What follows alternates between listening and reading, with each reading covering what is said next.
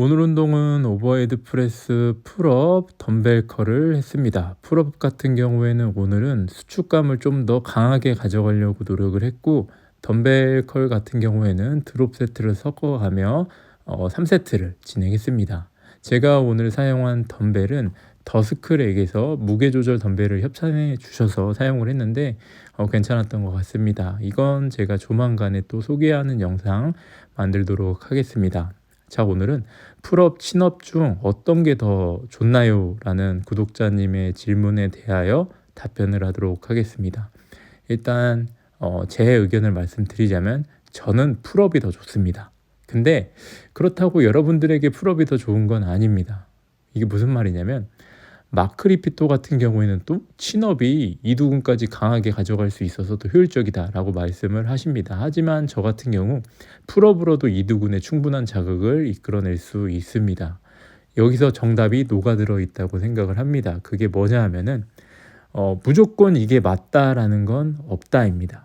특히나 등 운동이 저는 더 그렇다고 생각을 하는데, 저도 옛날에 보디빌딩식 훈련을 할때 다른 보디빌더들이 스트레이트 암풀다운도 하고 원암 덤벨 로우도 하고 그다음에 풀오버도 하고 이런저런 다양한 등 운동을 하는 걸 보고 저도 루틴에 똑같이 섞어서 넣어서 했었습니다. 1시간 반, 2시간 동안. 근데 잘 생각해 보면 그 수많은 운동 중에 제가 느낌이 잘 오는 건 한 두세 가지였었는데, 그래서 이 수많은 운동을 하다가 생각을 바꿔서 내가 느낌이 정말 잘 오는 거 위주로만 하자라고 생각을 했는데, 그 후에 몸이 훨씬 더 좋아졌던 기억이 납니다. 그래서 여기서 제가 드리고 싶은 말은 어떤 게 더 낫다 이런 거 구분하기보다 내가 느낌이 잘 오는 운동들이 있습니다. 특히나 아직 등에 근비대가 많이 이루어지지 않은 초중급자 분들은 이것저것 다 하기보다 헬스장이라든지 이런 데 내가 집에서 운동을 하든지 간에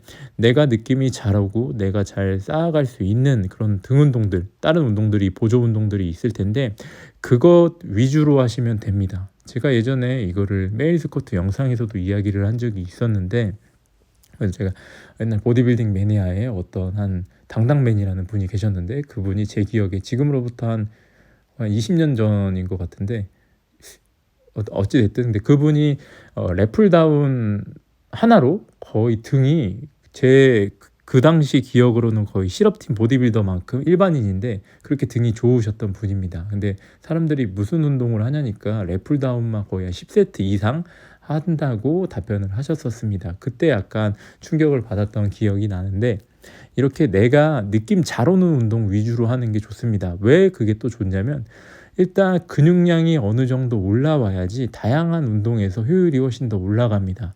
내가 근육량이 많아야 당연히 근신경도 발달을 했고, 그래서 이런저런 방법으로도 자극이 되는 건데, 근육량이 많지 않는데 이것 따라하고 저것 따라하고 아직 감도 제대로 안 오는데 이것저것 다 하게 된다면 오히려 객관화도 안 되고 약간 에너지 소모만 커집니다. 그래서 내가 느낌 잘 오는 거 위주로 해서 일단 어느 정도 커다란 근육량이 잘 붙게 만들고 나서 그 다음에 이제 다른 운동들을 뻗어 나가서 하시는 걸 추천을 합니다. 저도 군대에 있을 때 풀업, 바벨로 거의 두 가지가 메인이었습니다. 그 두 가지를 거의 한 8세트씩 했었던 것 같은데, 그때 등이 생각보다 저는 괜찮았던 것 같습니다. 이 사진을 제가 이게 첨부를 할 텐데 이렇게 생각보다 등이 좋게 나왔었고, 이두 운동도 그래서 제가 이것저것 안 하고 하나를 제대로 그냥 타격을 잘 오게 하는 겁니다. 남들이 덤벨컬하고 바벨컬하고 프리처컬하고 인클라인 덤벨컬하고 케이블로 하고 이런 거는 큰 의미가 있는 게 아니라 내가 운동 잘 되는 게 뭔지를 보고 그거 위주로 차라리 그 운동을 한두 세트 더 하는 게 훨씬 더 효율적이라고 생각을 합니다. 이게 4대 운동 제외하고 말씀드린 거고, 4대 운동 같은 경우에는 따로 이게 더 낫다 저게 더 낫다라고 말씀드릴 것도 없다고 생각을 합니다. 일단 자세 연습하면서 이걸 메인으로 쌓아간다면 훨씬 더 장기적으로 봤을 때도 몸도 더 잘 만들 수 있고 여러 가지 좋은 거라고 생각을 합니다. 그래서 풀업과 친업 중에 어떤 게 낫나요? 라고 물어본다면 그거는 개인마다 다르다. 그래서 나한테 느낌 잘 오는 걸로 해라 라고 보시면 됩니다.